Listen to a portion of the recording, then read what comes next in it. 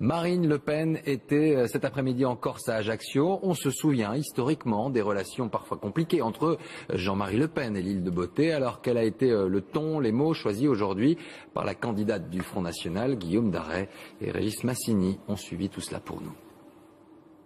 Madame Le Pen, bienvenue. Accueillie à Ajaccio par le sosie de Nicolas Sarkozy, Marine Le Pen est venue, dit-elle, parler à l'âme corse.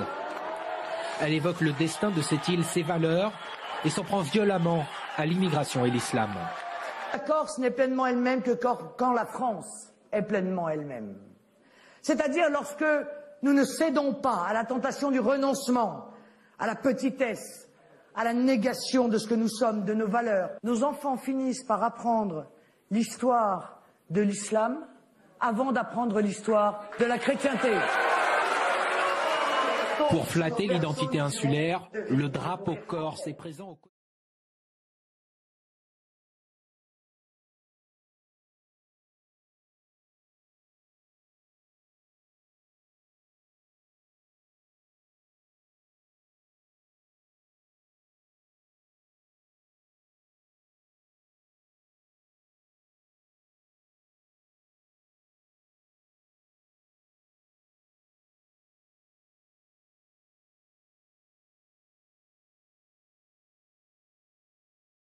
C'est par sa participation pleine et entière à la communauté nationale française, une communauté qu'elle enrichit aujourd'hui de son histoire propre et de son vécu spécifique, que la Corse a conquis une liberté nouvelle et réelle, qu'elle est entrée dans l'histoire non plus comme spectateur, mais comme acteur. Ces pages du grand roman national français que les Corses ont contribué à écrire prouvent que les liens qui nous unissent sont forts et indissolubles, car il prouve que la Corse n'est pleinement elle-même que quand la France est pleinement elle-même.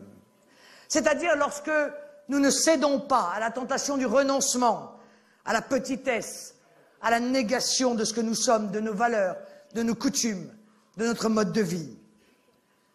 La participation des Corses aux gloires du Second Empire puis de la Troisième République, leur implication dans l'administration et la mise en valeur de l'empire colonial français, le sacrifice massif des fils de Corse, dont les noms demeurent à jamais inscrits sur les colonnes de vos monuments aux morts, n'en déplaise à l'ami du président sortant, M. Arnaud Klarsfeld.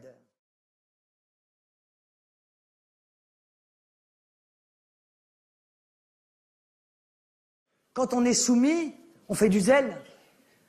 Nos gouvernants de droite comme de gauche, et je le dis bien, de droite comme de gauche,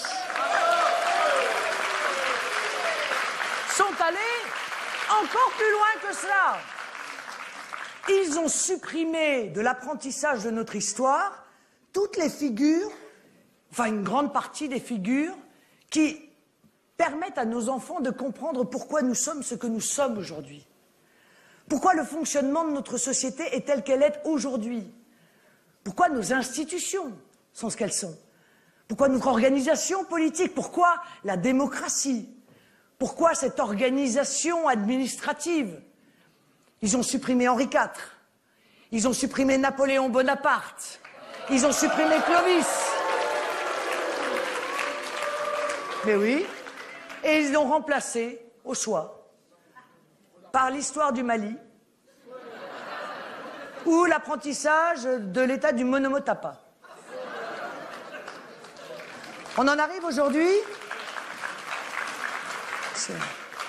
Je ne sais pas, c'est presque la mère qui vous parle, mais on en arrive aujourd'hui à s'apercevoir, nous parents, que sous prétexte de non-discrimination, nos enfants finissent par apprendre l'histoire de l'islam avant d'apprendre l'histoire de la chrétienté.